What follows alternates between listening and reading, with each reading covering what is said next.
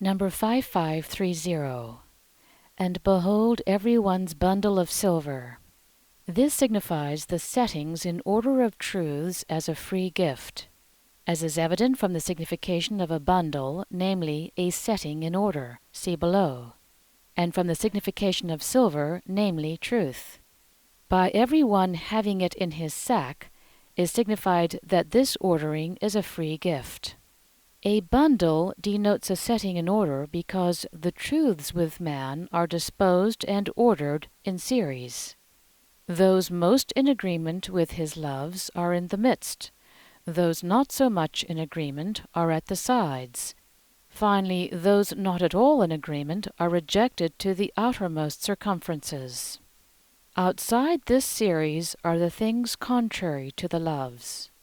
Wherefore those things which are in the midst are called blood relations, for love produces blood relationship, and those which are more remote are connections, and at the ultimate boundaries the connections die away. All things in man are disposed in such series, and are signified by bundles. This makes plain the case of those who are in the loves of self and of the world, and of those who are in love to God and to the neighbor. With those who are in the loves of self and of the world, such things as favor these loves are in the midst, and such as slightly favor them are in the circumferences. And the things which are contrary to them, such as those which relate to love to God and love to the neighbor, are thrown out. In such a state are the infernals. And this order sometimes causes a lucidity to appear about them, but within this lucidity, where they themselves are, all is dusky, monstrous, and horrible. But with the angels there is a flaming radiance in the midst from the good of celestial and spiritual love, and from this there is a light or brightness round about. They who so appear are likenesses of the Lord. For the Lord himself, when he showed his divine to Peter, James, and John, shone in the face as the sun, and his raiment became as the light. That the angels who are likenesses appear in flaming radiance, and hence in white, is plain from the angel who descended from heaven and rolled away the stone from the door of the sepulchre. His appearance was as lightning, and his raiment white as snow. Number 5531. Was in his sack. This signifies in the receptacle of each, as is evident from the signification of a sack, namely a receptacle. What is here meant by a receptacle may be briefly told. Man's natural is divided into receptacles, and in each receptacle is some general thing, in which things less general or relatively particular are set in order, and in these single things. Each such general thing, together with its particulars and minutiae, has its own receptacle within which it can operate, or vary its forms and change its states. With the man who has been regenerated, these receptacles are as many in number as there are general truths in him, and each receptacle corresponds to some community in heaven. Such is the setting in order with the man who is in the good of love, and thence in the truth of faith. From this it will to some extent be seen what is meant by the receptacle of each, when predicated of the general truths in the natural, represented by the 10 sons of Jacob. Number 5532. And they saw the bundles of their silver. This signifies apperception that it is so, namely, that the settings in order of truths are a free gift, as is evident from what was explained just above, number 5530. Number 5533. They and their father. This signifies by the truths and the good of truth in the natural, as is evident from the representation of the sons of Jacob, who here are they, namely truths in the natural, and from the representation of Jacob, who is here their father, namely the good of truth also in the natural. What is meant by apperception from the truths and by the good of truth in the natural may indeed be expounded, but not so as to be apprehended except very obscurely. But this is seen by spirits as in clear day, being indeed easy to them.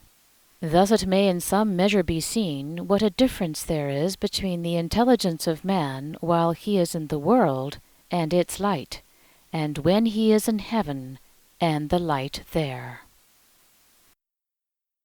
Number 5534. And they were afraid. This signifies what is holy, as is evident from the signification of being afraid when such things happen as are of divine providence, as here that truths were bestowed gratuitously, signified by every man's bundle of silver being in his sack.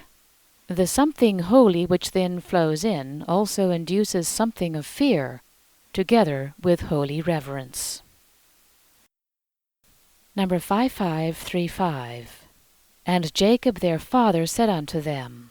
This signifies perception in them from the good of truth, as is evident from the signification of saying in the histories of the word, namely perception. See above, and from the representation of Jacob, namely the good of truth. Number 5536. Me have ye bereaved. This signifies that thus the church is no more, as is evident from the representation of Jacob, who says this of himself, namely the good of truth. And because it is the good of truth, it is also the church.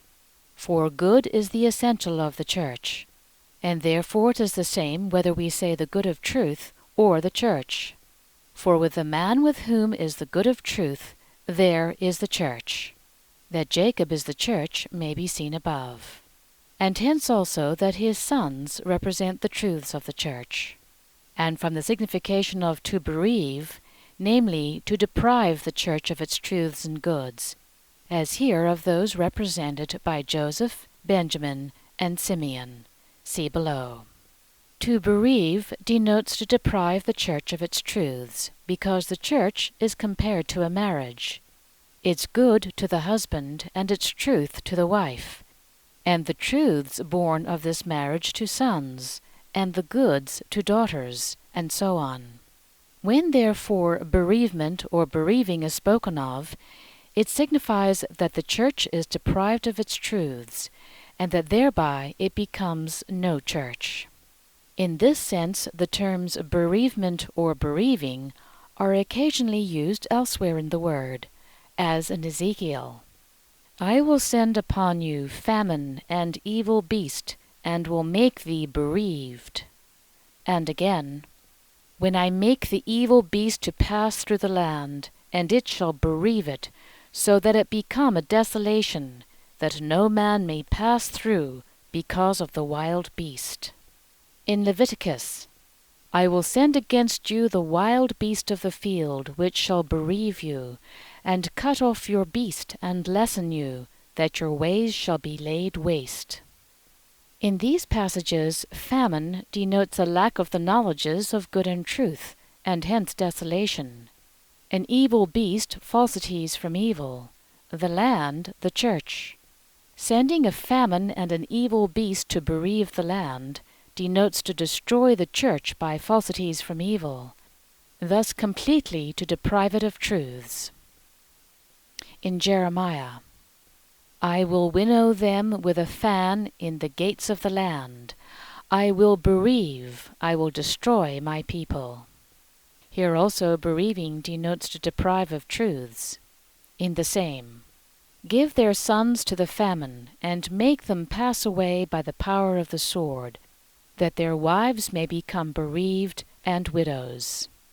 Here their wives becoming bereaved and widows denotes being without truths and good.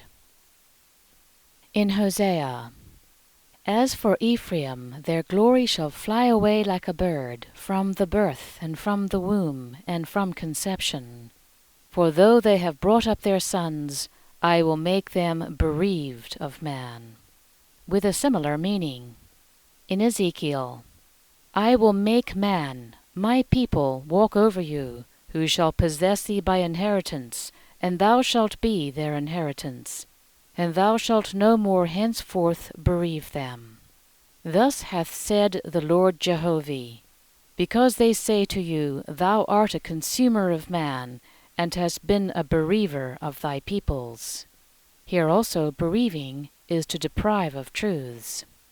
In Isaiah, Now hear this, O delicate one, sitting securely, saying in thine heart, I am none else like me, I shall not sit a widow, neither shall I know bereavement. Surely these two things shall come to thee in a moment and one day, bereavement and widowhood. This is said of the daughter of Babylon and of Chaldea, that is, of those who are in a holy external and a profane internal, and by virtue of this holy external call themselves the church. Bereavement and widowhood denote the deprivation of good and truth. Again, Lift up thine eyes round about and see. All they gather themselves together, they come to thee. The sons of thy bereavement shall yet say in thine ears, The place is strait for me. Give place to me that I may dwell. But thou shalt say in thine heart, Who hath begotten me these, seeing I am bereaved and lonely, banished and far away? Who therefore hath brought up these? I was left alone. These, where were they? This is said of Zion, or the celestial church, and of its fruitfulness after vastation. The sons of bereavement denote the truths of which she had been deprived in vastation, restored, and immensely increased. Number 5537. Joseph is not. This signifies that there is no internal, as is evident from the representation of Joseph, which being the celestial of the spiritual, is the internal of the church. Number 5538. And Simeon is not. This signifies that neither in the will is there faith, as is evident from the representation of Simeon, namely, faith in the will. Number 5539. And ye will take Benjamin. This signifies if the intermediate also be taken away, as is evident from the representation of Benjamin, namely, what is intermediate. Number 5540. All these things will be upon me. This signifies that thus what is of the church will be destroyed, as is evident from the representation of Jacob, who says this of himself, namely, the church. When in the church there is no internal, represented by Joseph, and no faith in the will, represented by Simeon, if the conjoining intermediate, represented by Benjamin, is taken away, everything of the church is destroyed. This is what is signified by, all these things will be upon me. Number 5541. And Reuben spake unto his father. This signifies the things of faith and the understanding apperceived by the good of truth, as is evident from the signification of to say in the histories of the word, namely, to perceive, see above, and from the representation of Reuben, namely, faith in doctrine and in the understanding, consequently, the things of this faith, and from the representation of Jacob, who is here the father, to whom Reuben spoke, namely, the good of truth.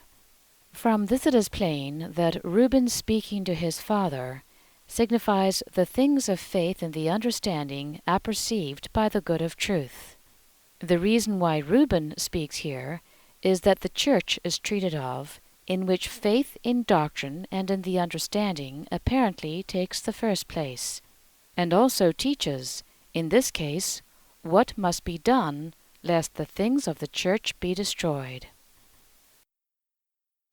Number 5542. Saying, Slay my 2 sons. This signifies that neither kind of faith will live, as is evident from the signification of the 2 sons of Reuben, namely, both kinds of faith.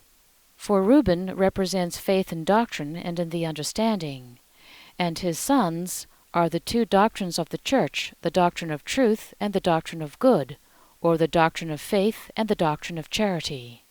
that neither of these things of faith or of the church will live, unless the intermediate represented by Benjamin is conjoined, is signified by, "Slay my 2 sons, if I bring him not to thee." By these words Reuben gives confirmation that it will be all over with the church, unless there be an intermediate. Unless there were this internal sense in these words, Reuben would not have told his father to slay his 2 sons if he brought not Benjamin back, for he would thereby have proposed to put an end to yet another family, which being contrary to all right would have been infamous. But the internal sense teaches us why this was said. Number 5543. If I bring him not to thee. This signifies, unless an intermediate be conjoined, as is evident from the representation of Benjamin, who is here meant by him whom he would bring, namely what is intermediate, and from the signification of to bring, namely to be conjoined. Number 5544. Give him into my hand. This signifies so far as is in its power, as is evident from the signification of the hand, namely power. To give him into his hand is in the strict sense to entrust him to him. But as faith in the understanding, represented by Reuben, has little strength that can be trusted, for the truth of faith has its power from the good of charity, therefore give him into my hand signifies so far as is in its power.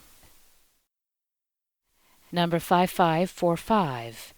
And I will bring him unto thee again.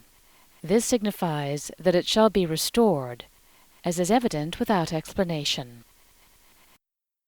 Number 5546. And he said, My son shall not go down with you. This signifies that it will not let itself down towards lower things, as is evident from the signification of going down as being predicated of going towards lower things, here of going to the truths of external knowledge in the exterior natural, which are represented by the sons of Jacob. Number 5547. For his brother is dead. This signifies because the internal is not present, as is evident from the representation of Joseph, who is here the brother, namely the celestial of the spiritual, or truth from the divine, consequently the internal of the church, and from the signification of being dead, here namely not to be present, for he was living, but was not present. Number 5548. And he only is left. This signifies that this one is now in place of the internal, as is evident from the fact that as the internal, which is Joseph, was not present, and Benjamin was the only other child of Joseph's mother, he was now as Joseph. Moreover, both Joseph and Benjamin represent the internal, and the other 10 sons of Jacob represent the external. Number 5549. And mischief will befall him in the way wherein ye shall go. This signifies that with truths alone in the natural, separated from the internal, it would perish, as is evident from what was explained above, number 5413, where similar words occur.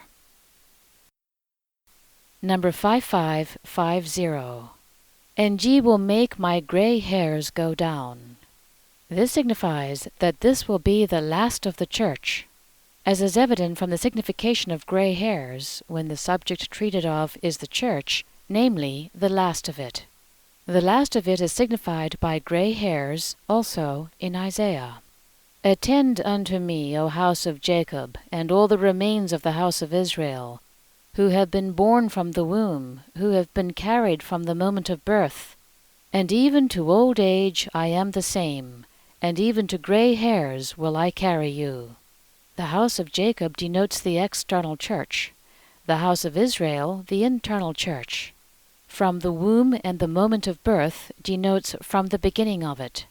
To old age and grey hairs denotes to the last of it. And in David, They that are planted in the house of Jehovah shall flourish in the courts of our God. They shall still have increase in gray hairs. In gray hairs denotes the last stage. Number 5551. In sorrow to the grave. This signifies without hope of resuscitation, as is evident from the signification of sorrow here, namely, without hope. For when there is no longer any hope, there is sorrow. And from the signification of the grave, namely, resurrection and regeneration, thus the resuscitation of the Church. For if in the Church there is neither an internal which is Joseph, nor an intermediate which is Benjamin, nor faith in the will or charity which is Simeon, there is no longer any hope of its resuscitation. It appears strange that the grave should denote resuscitation, but this is because of man's idea concerning it. For he does not separate the grave from death, nor even from the dead body in the grave. Yet the angels in heaven cannot have such an idea of the grave, but one entirely different from man's, namely, an idea of resurrection or resuscitation. For when man's dead body is committed to the grave, he is resuscitated into the other life. And therefore the idea angels have about the grave is not an idea of death, but of life, consequently of resuscitation. Continuation concerning the correspondence with the grand man. Here concerning the correspondence of the skin, the hair, and the bones therewith. Number 5552. In regard to correspondence, the case is this. The things in man which have the most life correspond to those communities in the heavens which have most life, and hence most happiness there, as do those to which man's external and internal sensories correspond, and the things of his understanding and will. But the things in man which have less life correspond to such communities there as are in less life, as the cuticles which invest the whole body, the cartilages and bones which support and hold together all the parts of the body, and also the hairs which grow out from the cuticles. The nature and quality of the communities to which these correspond must now be told. Number 5553. The communities to which the skins correspond are in the entrance to heaven, and to them is given a perception of the nature of the spirits who throng to the first threshold, whom they either reject or admit, so that they may be called entrances or thresholds to heaven. Number 5554.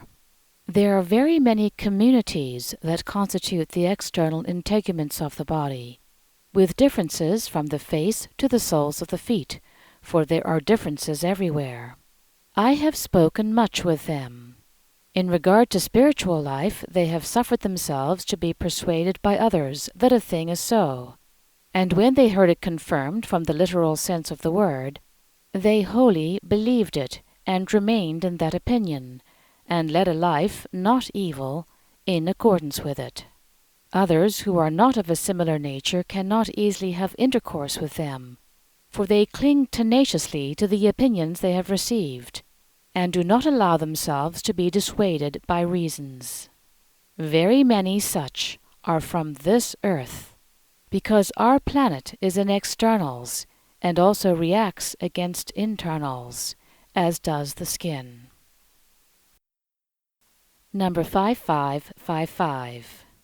There are those who in the life of the body have known nothing but the general things of faith, as that the neighbor ought to be loved, and who from this general principle have done good to the evil and to the upright alike without discrimination, saying that every one is the neighbor. When these have lived in the world, they suffered themselves to be led far astray by the artful, hypocritical, and deceitful, and the same thing happens to them in the other life. Nor do they care what is said to them, for they are sensuous and do not enter into reasons. These also constitute the skin, but the outer and less sensitive part. I have spoken with those who constitute the skin of the skull. There is as great a difference in those who constitute the skin, as there is in the skin itself in various places, as on different parts of the skull, about the occiput, sinciput, and temples, on the face and on the chest, abdomen, loins, feet, arms, hands, and fingers. Number 5556. It has also been given me to know who constitute the scarf skin. This skin is less sensitive than any other of the integuments, for it is covered over with scales that are like thin cartilage. The communities which constitute it are those who reason about everything as to whether it be so or not so, and go no further. When I spoke with them, I learnt that they do not at all apprehend what is true or not true, and the more they reason, the less they apprehend. Yet they seem to themselves wiser than others, for they mistake the faculty of reasoning for wisdom. They are altogether ignorant that the chief thing in wisdom is to perceive, without reasoning, that a thing is true or not. Many of these become so in the world from a confusion of good and truth through philosophical subtleties, and thereby have less common sense. Number 5557. There are also spirits through whom others speak, and who hardly understand what they say. This they confessed, but still talked much. They become so who in the life of the body only prated, without thinking at all about what they said, and loved to talk about everything. I was told that they are in companies, and that some of these relate to the membranes which cover the viscera of the body, and some to the cuticles which have but little sensitiveness. For they are only passive powers, and do nothing from themselves, but from others. Number 5558. There are spirits who, when they wish to know anything, say that it is so, one after another in the society. And when they say it, they observe whether it flows freely without any spiritual resistance. For when it is not so, they usually perceive a resistance from within.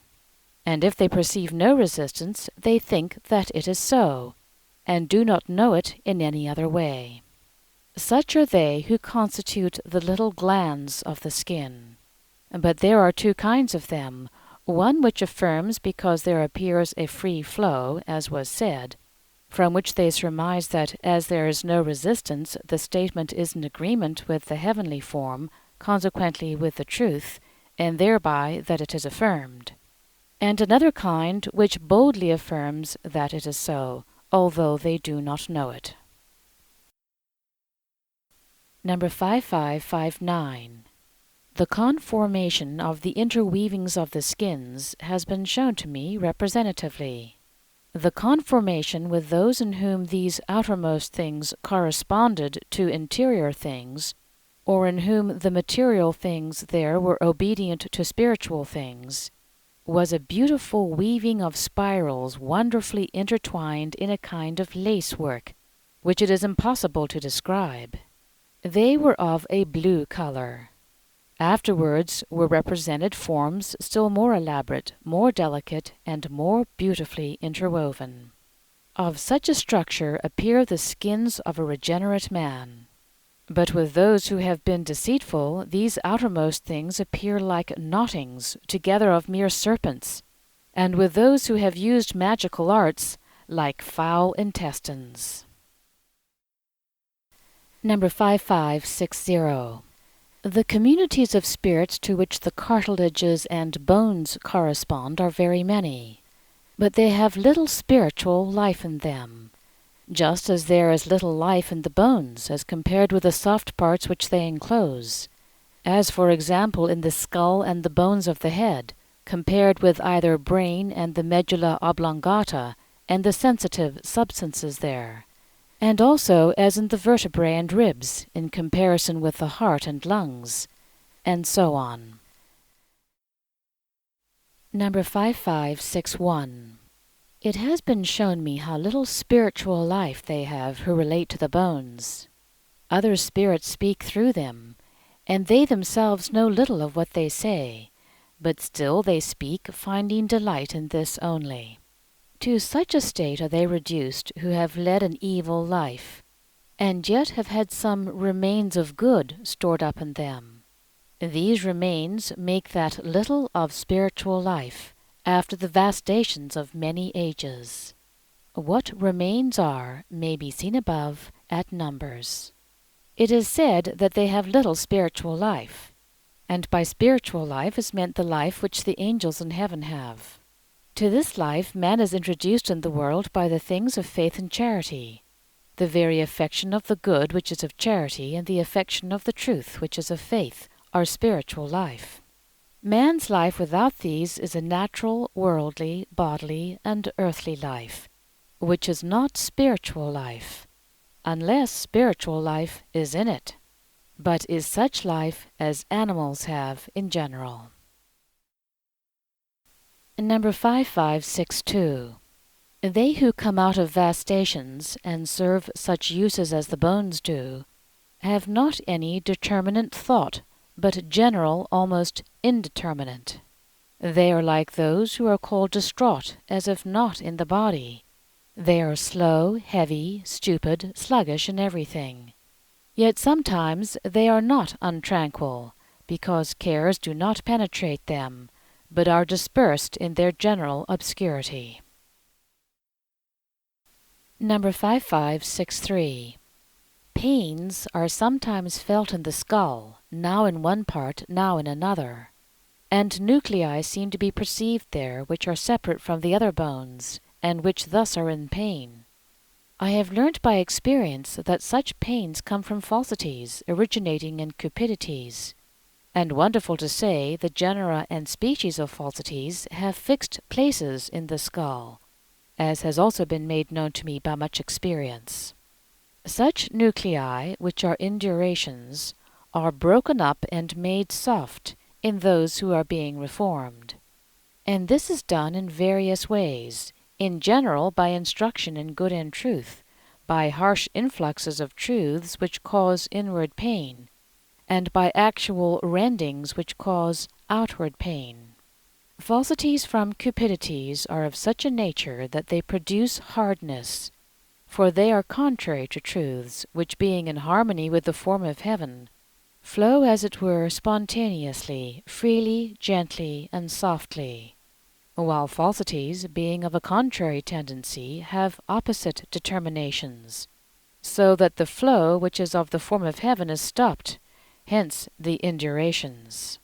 From this cause, they who have been in deadly hatred and in the revengefulness of such hatred, and from these and falsities, have skulls completely indurated, and some have skulls like ebony, through which rays of light, which are truths, do not penetrate, but are wholly deflected. Number 5564. There are spirits small in stature, who when they speak, thunder, one sometimes like a whole company. It is innate in them to speak so. They are not from this earth, but from another, which of the Lord's divine mercy will be spoken of when I speak of the inhabitants of the various earths. It was said that they relate to the shield-like cartilage in front of the chest, which serves as a support in front to the ribs, and also to the various muscles of vocalization. Number 5565. There are also some spirits who relate to still harder bones, like the teeth. But I did not learn much about them, merely that, having scarcely any spiritual life left, when seen in the light of heaven, they do not appear with face, but only with teeth in place of a face. For the face represents man's interior, or his spiritual and celestial things, that is, those of faith and charity. And therefore they appear thus, who in the life of the body have not acquired anything of such life. Number 5566. There came towards me one who appeared like a black cloud, about which were shooting stars. When shooting stars appear in the other life, they signify falsities, but fixed stars signify truths.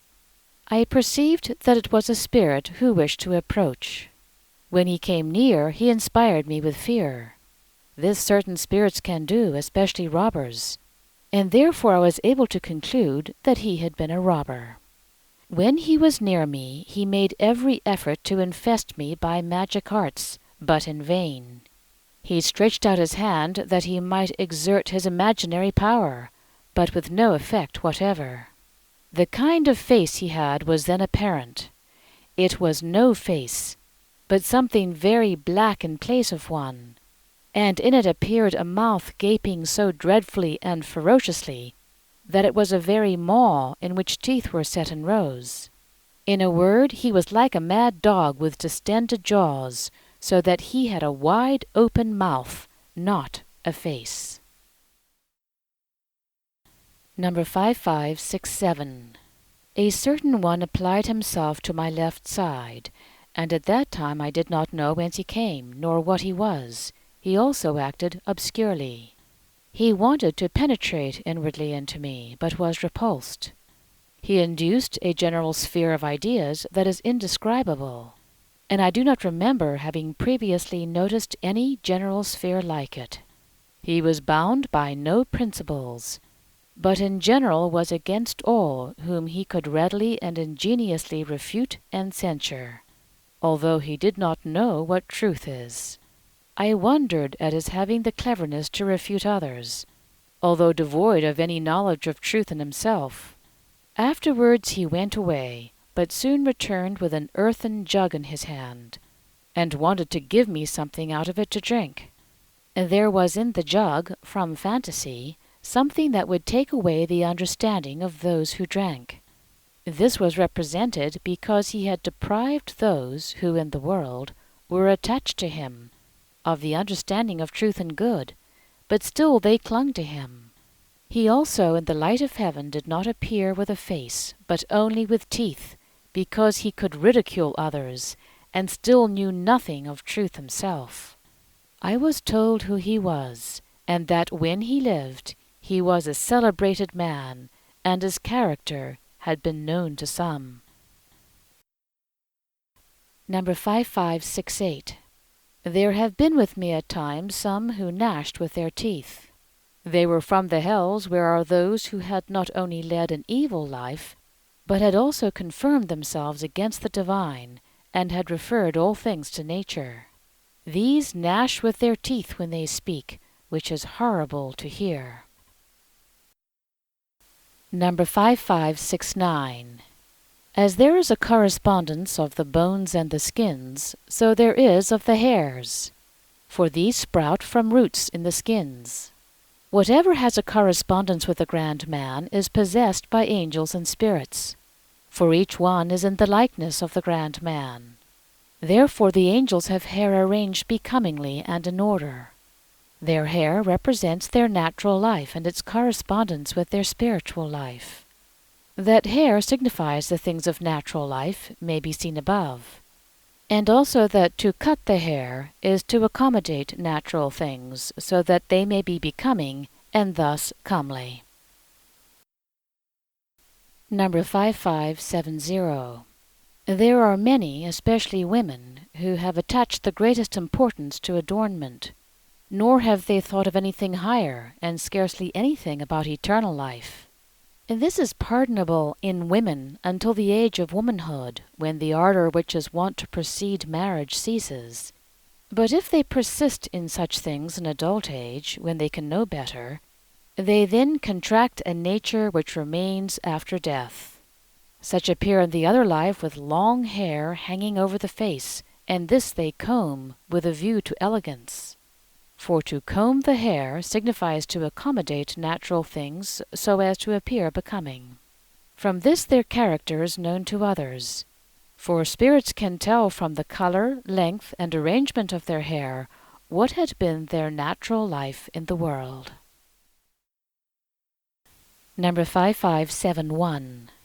They who have believed nature to be everything, and have confirmed themselves in this, and therefore have led a careless life, not acknowledging any life after death, and therefore neither hell nor heaven, being merely natural, do not appear in the light of heaven to have any face, but in its place something bearded, hairy, unshorn.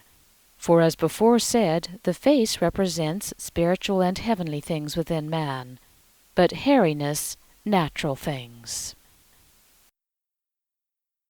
Number 5572. There are very many at this day in the Christian world who ascribe all things to nature, and scarcely anything to the divine. But there are more of these in one nation than in another. I may therefore relate a conversation I had with some from that nation, in which there are very many such. Number 5573. A certain one was present above the head who was invisible, but whose presence was perceived from an odor of burnt horn or bone, and from a stench of teeth. Afterwards a great multitude, like a black cloud, came up unseen from below behind the back, and stopped above the head.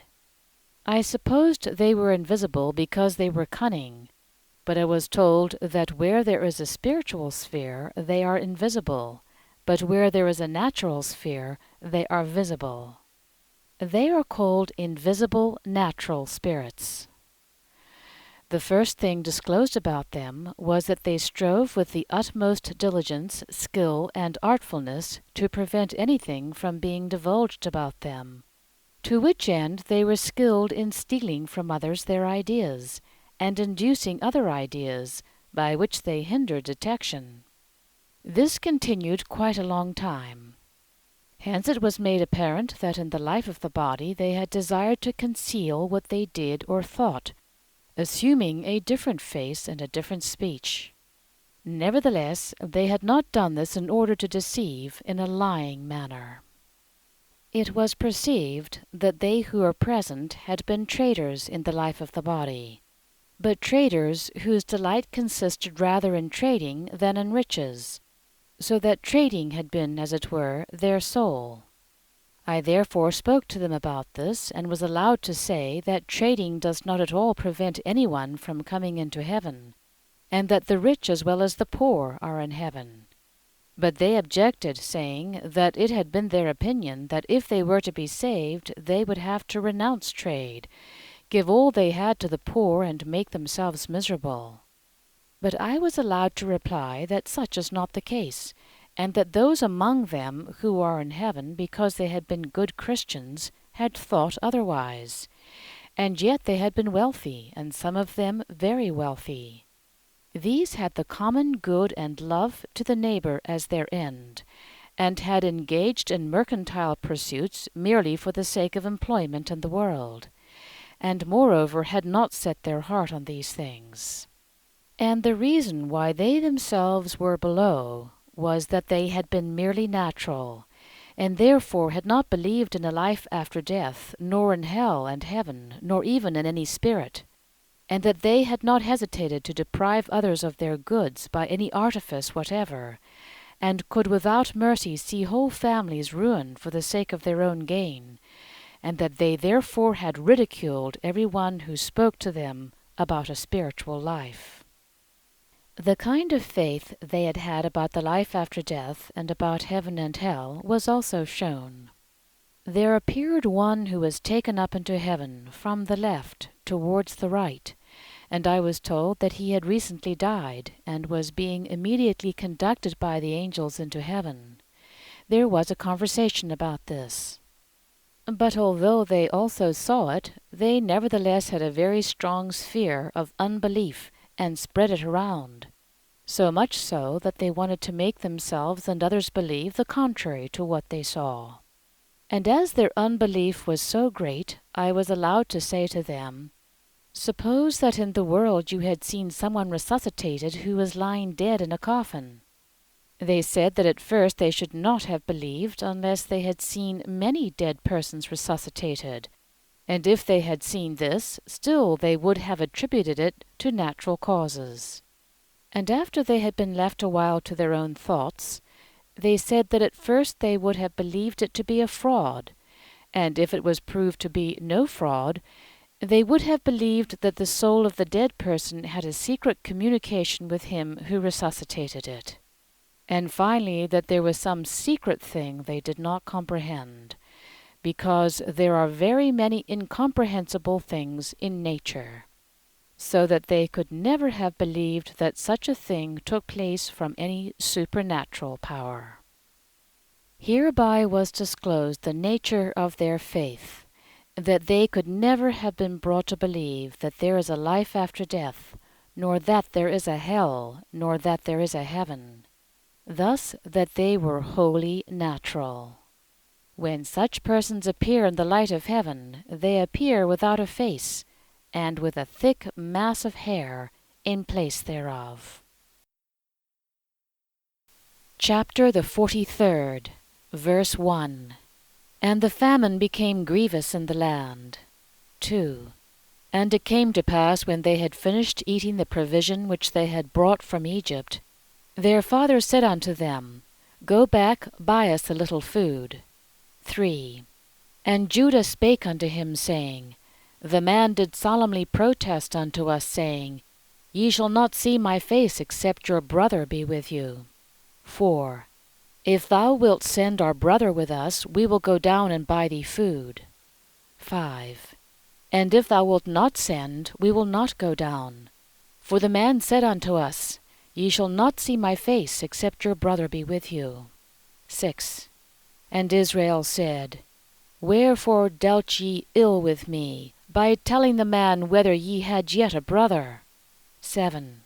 And they said, The man asked straitly of us, and of our birth, saying, Is your father yet alive? Have ye a brother?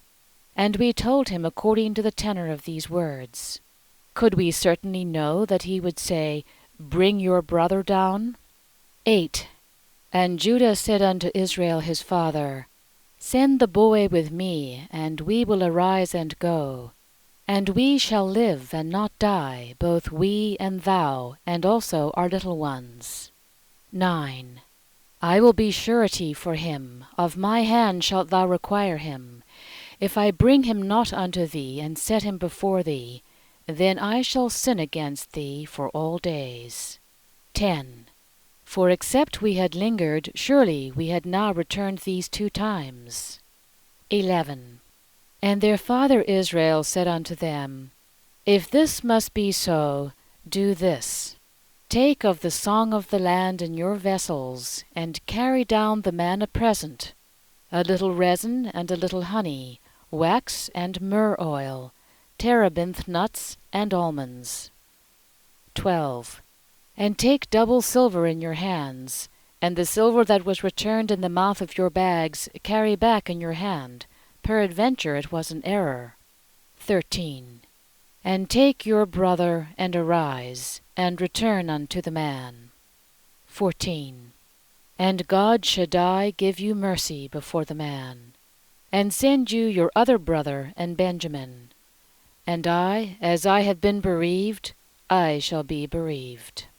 15. And the men took this present, and they took double silver in their hand, and Benjamin, and rose up, and went down to Egypt, and stood before Joseph. 16.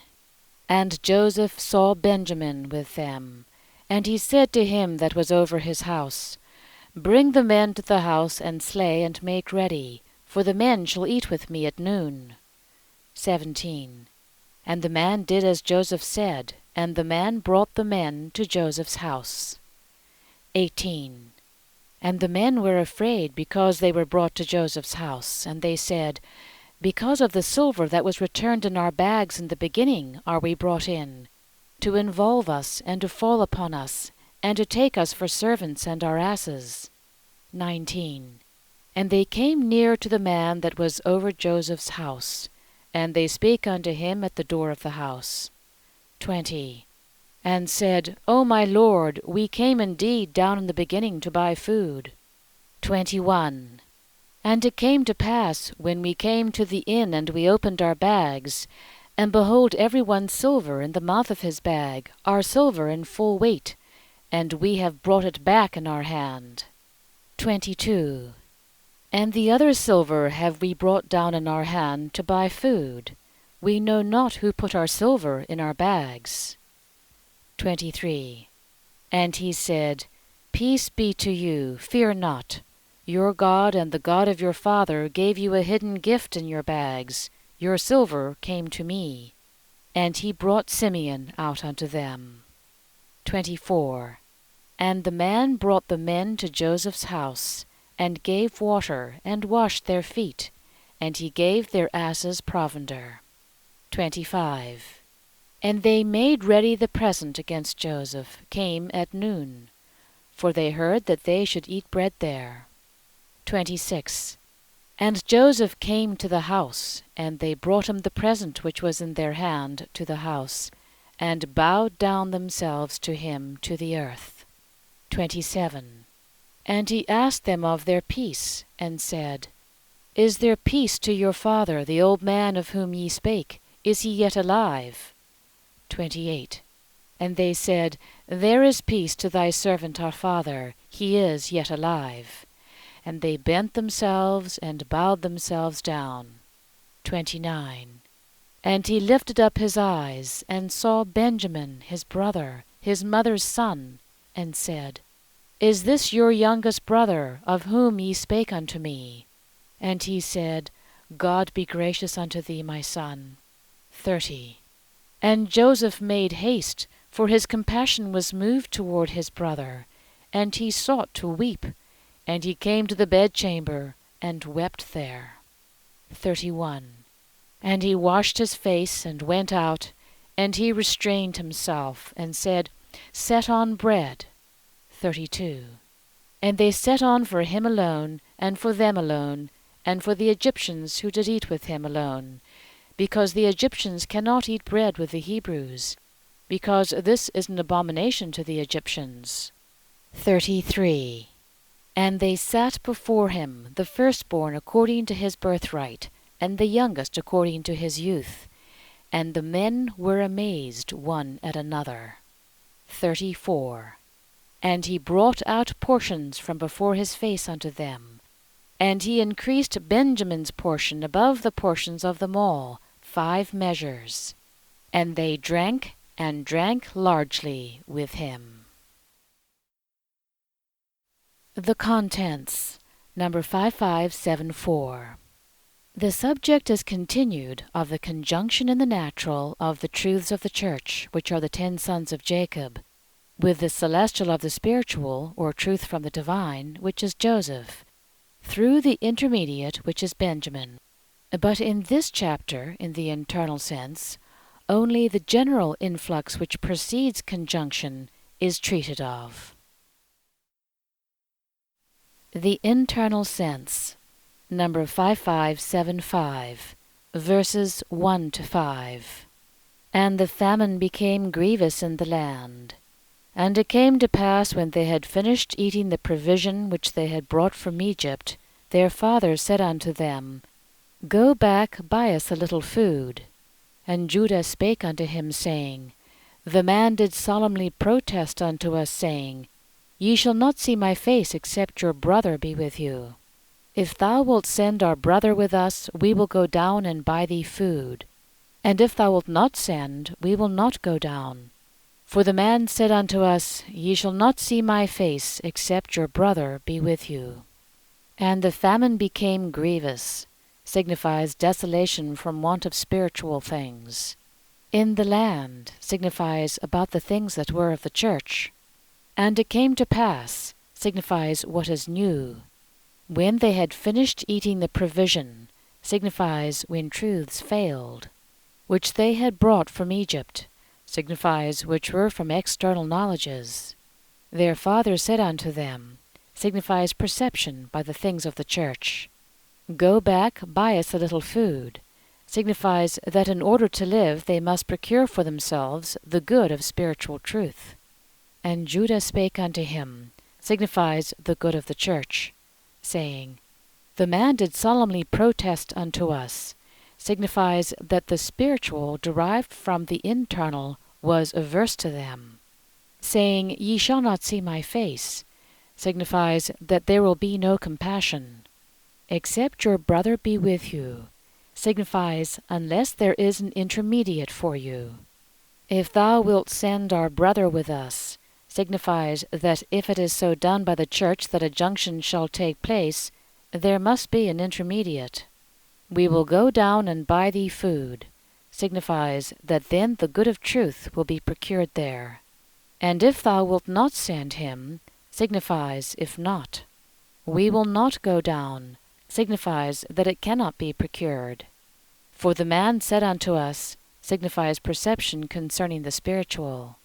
Ye shall not see my face, signifies that there will be no compassion. Except your brother be with you, signifies unless there be an intermediate for you. Number 5576. And the famine became grievous. This signifies desolation from the want of spiritual things, as is evident from the signification of famine, namely, a lack of the knowledges of good and truth, and hence desolation. And because desolation comes from a scarcity and consequent want of spiritual things, this also is signified by famine. Hunger in the spiritual world or in heaven is not hunger for food, because the angels do not feed upon material food, which is for the body that man carries about in the world, but it is hunger for such food as nourishes their minds. This food, which is called spiritual food, is to understand truth and be wise in good. And wonderful to relate, the angels are nourished by this food. This has been made evident to me from the fact that after those who die as little children have been instructed in heaven in the truths of intelligence and the goods of wisdom, they no longer appear as children, but as adults, and this according to their increase in good and truth. And also from the fact that the angels continually long for the things of intelligence and wisdom, and that when they are in the evening, that is, in a state in which these things fail, they are so far relatively unhappy, and they then hunger and long for nothing more than that the morning may dawn for them afresh, and that they may return to their life of happiness, which is of intelligence and wisdom. That to understand truth and to will good is spiritual food may also be evident to anyone who reflects that when one is enjoying material food for the nourishment of the body, his food is more nourishing if he is at the same time in cheerful spirits and conversing on agreeable topics, which is a sign that there is a correspondence between spiritual food for the soul and material food for the body. And the same is further evident from the fact that when one who longs to imbue his mind with the things of knowledge, intelligence, and wisdom is kept from them, he grows sad and distressed, and like one who is famished longs to return to his spiritual food, and thereby to the nourishment of his soul. That there is spiritual food which nourishes the soul as material food nourishes the body may also be seen from the word, as in Moses. Man doth not live by bread only, but by every utterance of the mouth of Jehovah doth man live. The utterance of the mouth of Jehovah is in general the divine truth which proceeds from the Lord, thus all truth of wisdom, specifically the word, in which and from which are the things of wisdom. And in John, Labor not for the food which perisheth, but for that meat which endureth unto everlasting life, which the Son of Man shall give unto you. That this food is the truth of wisdom which proceeds from the Lord is evident. This too shows what is meant by these words of the Lord in the same chapter. My flesh is food indeed, and my blood is drink indeed.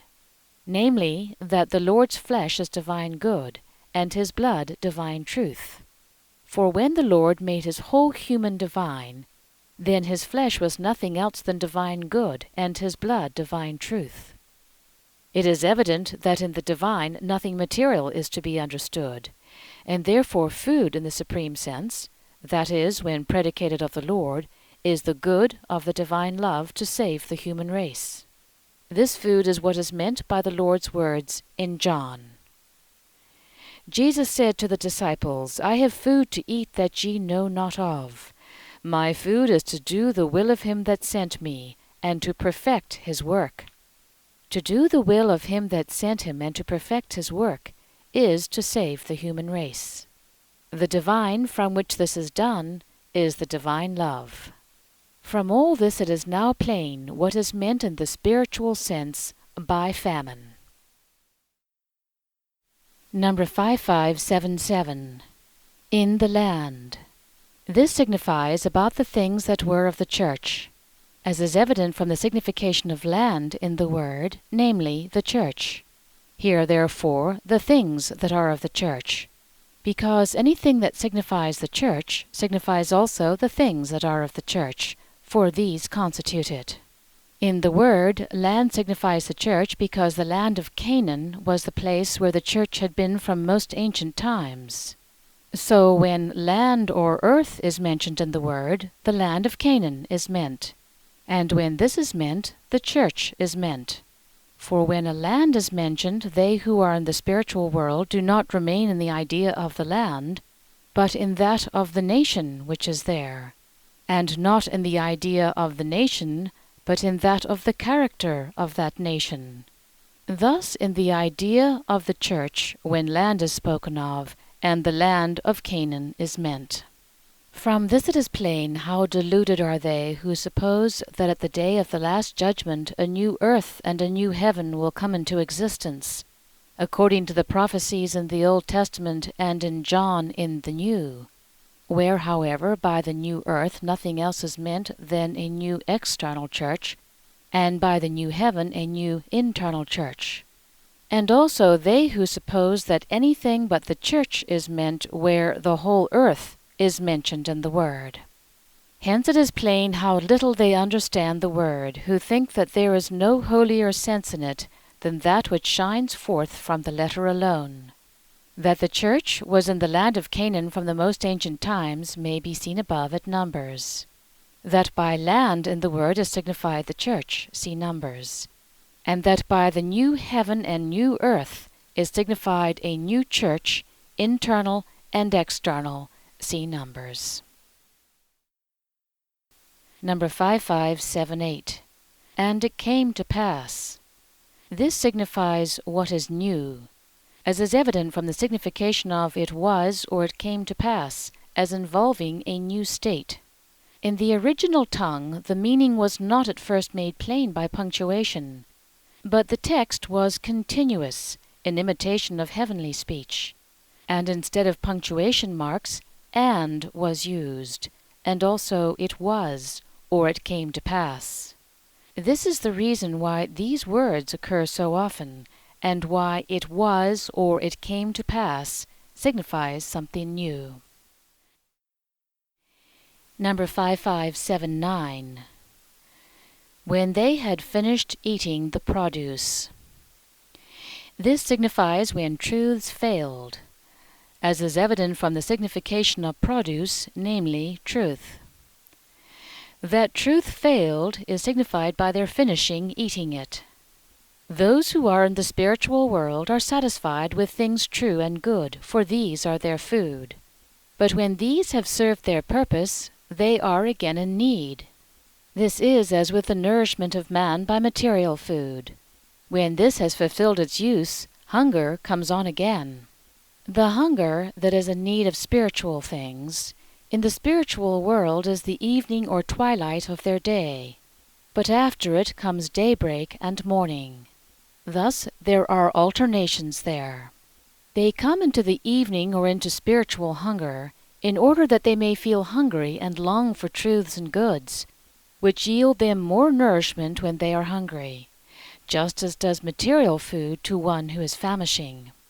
From all this it is evident what is meant by the need of spiritual things when truths failed. Number 5580. Which they had brought from Egypt. This signifies which were from external knowledges, as is evident from the signification of Egypt, namely external knowledges. That they were from these is signified by their bringing it thence. By Egypt in a good sense are signified the external knowledges of the church, namely those which are of service to the form of the church. By means of such knowledges, man is introduced into the truths of the Church as through a court into a house. For these knowledges are what first strike the senses, and thereby open a way to interior things. For it is known that the outward things of sense are first developed in a man, and then the inner things of sense, and at last the things of the understanding, and that when these last have been developed, they are represented in the former, so as to be understood. The reason is that things of the understanding arise from those of sense by a sort of selection. For things of the understanding are conclusions, which when formed are separated and rise to a higher plane. This is brought about by the influx of spiritual things through heaven from the Lord. From all this it is plain how it is that truths are from external knowledges. Number 5581. And their father said unto them. This signifies perception by the things of the Church, as is evident from the signification of saying in the historical parts of the word, namely perception, see above, and from the representation of Israel, who here is the father, namely the Church. That Israel is the internal spiritual Church and Jacob the external may be seen above. He is called father because father in the word also signifies the Church, and likewise mother. But mother signifies the Church as to truth, and father the Church as to good. The reason of this is that the Church is a spiritual marriage, which is from good as the father, and from truth as the mother. Number 5582. Go back, buy us a little food. This signifies that in order to live they must procure for themselves the good of spiritual truth, as is evident from the signification of to buy, namely to procure for oneself and to appropriate, and from the signification of food, namely the good of truth. Here the good of spiritual truth, for it is this good that is treated of in what follows. It follows that it means in order to live. Number 5583. And Judah spake unto him. This signifies the good of the Church, as is evident from the representation of Judah, namely, the good of the Church. Judah is now speaking about Benjamin, and Reuben speaking about him before, in the preceding chapter, verses 36 and 37, is a mystery which cannot be explained except from the internal sense. Likewise, when Reuben spoke about Benjamin, Jacob was called Jacob, see preceding chapter, verse 36. While here, when Judah speaks about him, Jacob is called Israel, verses 6, 8, and 11. And that there is something involved in this no one can deny, but what it is cannot be known from the historical sense of the letter. So too in other places where Jacob is sometimes called Jacob and sometimes Israel. The mystery involved will of the Lord's divine mercy be told in the following pages. Judah now speaks because the subject treated of is the good of spiritual truth that it is to be procured. And therefore Judah, who is the good of the Church, speaks with Israel, who is the good of spiritual truth, and makes himself answerable for Benjamin, who is the intermediate. For the intermediate must be conjoined by means of good. Number 5584. Saying, the man did solemnly protest unto us. This signifies that the spiritual from the internal was averse to them, as is evident from the signification of to protest, namely to be averse. For he protested that they should not see his face unless their brother were with them. Such protesting arises from aversion, for by not seeing his face is signified that there will be no compassion, see below, and from the representation of Joseph, namely the divine spiritual, or what is the same, truth from the divine, who here, being called the man, is the spiritual, or truth flowing in from the internal. Number 5585. Saying, ye shall not see my face. This signifies that there will be no compassion, as is evident from the signification of face when predicated of man, namely his interior things, that is, his affections and derivative thoughts. But when predicated of the Lord, it denotes mercy or compassion. Therefore, not to see his face means that there will be no mercy or compassion, for in the supreme sense the Lord is here represented by Joseph. Not that the Lord has no compassion, for he is mercy itself. But when there is no intermediate that conjoins, it appears to the man as if there were no compassion in the Lord. The reason is that if there is not a conjoining intermediate, there is no reception of good, and when there is no reception of good, there is evil in its stead. If the man then appeals to the Lord, and because he appeals from evil and thus for himself against all others, is not heard, it appears to him as if there were no compassion. That the face of Jehovah or the Lord denotes mercy is evident from the word. For the face of Jehovah or the Lord, in the proper sense, denotes the divine love itself. And because it denotes the divine love, it denotes what is of mercy, for this from love is shown towards the human race steeped in so great miseries. That the face of Jehovah or the Lord is the divine love is evident from the face of the Lord when he was transfigured before Peter, James, and John, that is, when he showed them his divine, for then his face did shine as the sun. That the sun is the divine love may be seen above. It was not the Lord's divine itself that appeared in his face, but his divine human, and through this as in it the divine love, or relatively to the human race, the divine mercy. This divine mercy in the divine human is called the angel of his face in Isaiah.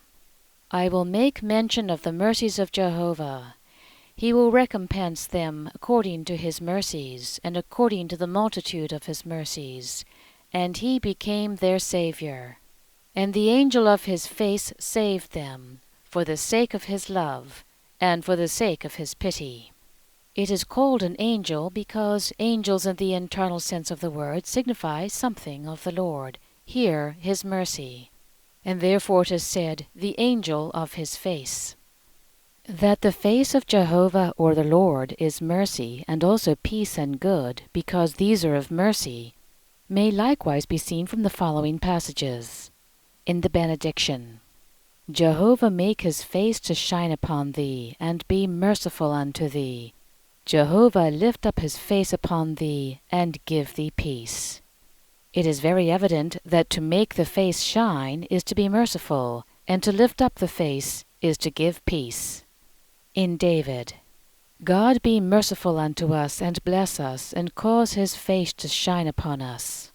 The face here again denotes mercy. In the same, bring us back, O God, and cause thy face to shine, that we may be saved, with a similar meaning. Again, deliver me from the hands of mine enemies, and from them that persecute me. Make thy face to shine upon thy servant. In Daniel, hear, O our God, the prayer of thy servant, and his supplications, and cause thy face to shine upon thy sanctuary that is desolate. Causing the face to shine denotes to be merciful. In David, there are many that say, who will make us see good? Lift up the light of thy face upon us. Lifting up the light of the face denotes to give good from mercy. In Hosea, let them seek my face when distress is theirs. In the morning let them seek me. Again in David, seek ye my face. Thy face, Jehovah, will I seek. Again, seek Jehovah and his strength, seek his face evermore. To seek the face of Jehovah denotes to seek his mercy. Again, I shall see thy face in righteousness. And in Matthew, see that ye despise not one of these little ones, for I say unto you that their angels in the heavens do always behold the face of my Father who is in the heavens. To behold the face of God denotes to enjoy peace and good from mercy. But the opposite is to conceal or hide, and also to turn away the face, which signifies not to be merciful, as in Isaiah.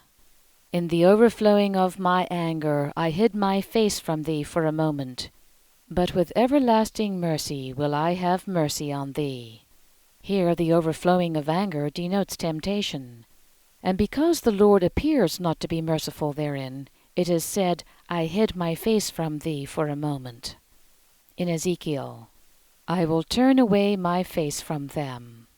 In David, how long wilt thou forget me, O Jehovah, to eternity? How long wilt thou hide thy face from me? In the same, hide not thy face from me, put not thy servant away in anger. Again, wherefore, Jehovah, dost thou forsake my soul? Why hidest thou thy face from me? And again, make haste, answer me, O Jehovah, my spirit is consumed. Hide not thy face from me, lest I become like them that go down into the pit. Cause me to hear thy mercy in the morning. And in Moses, my anger shall wax hot against this people in that day, so that I will forsake them, and I will hide my face from them, whence it will be for consuming. I will surely hide my face in that day for all the evil which they have done. The anger waxing hot denotes a turning away, and hiding the face denotes not being merciful.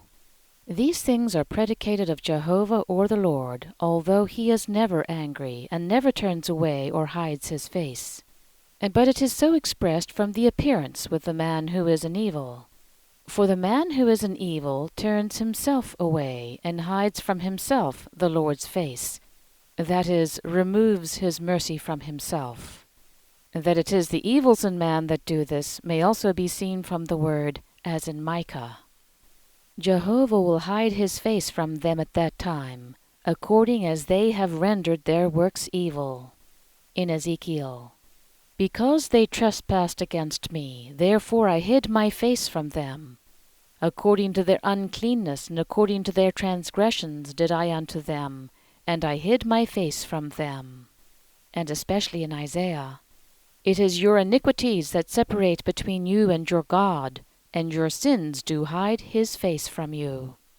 These and many other passages clearly show the internal sense, for here and there it is conspicuous, and is found by him who seeks it. Number 5586. Except your brother be with you. This signifies, unless there is an intermediate for you, as is evident from the representation of Benjamin, namely, an intermediate. The intermediate which Benjamin represents is the intermediate between the internal and the external, or between the spiritual and the natural man, and is the truth of good which proceeds from the truth from the divine, which is represented by Joseph. This truth of good is called the spiritual of the celestial, and is Benjamin, as may be seen above. Man's internal and external are most distinct from each other, for his internal is in the light of heaven, and his external in the light of the world. And because they are most distinct, they cannot be conjoined, except by means of an intermediate that partakes of both. Number 5587. If thou wilt send our brother with us. This signifies that if it is so done by the church that a junction shall take place, there must be an intermediate, as is evident from the representation of Israel who was to send, namely the church. And hence, if thou wilt send denotes if it is so done by the church. And from the representation of Benjamin, who here is their brother, namely an intermediate. From this it is plain that if thou wilt send our brother with us, signifies that if it is so done by the church that its external be adjoined to its internal, there must be an intermediate. Number 5588. We will go down and buy thee food. This signifies that then the good of truth will be procured, as is evident from the signification of to buy, namely to procure and appropriate, and from the signification of food, namely the good of truth. Number 5589. But if thou wilt not send him. This signifies if not, that is, if it be not through the church that a junction shall take place, as is plain from what was said just above.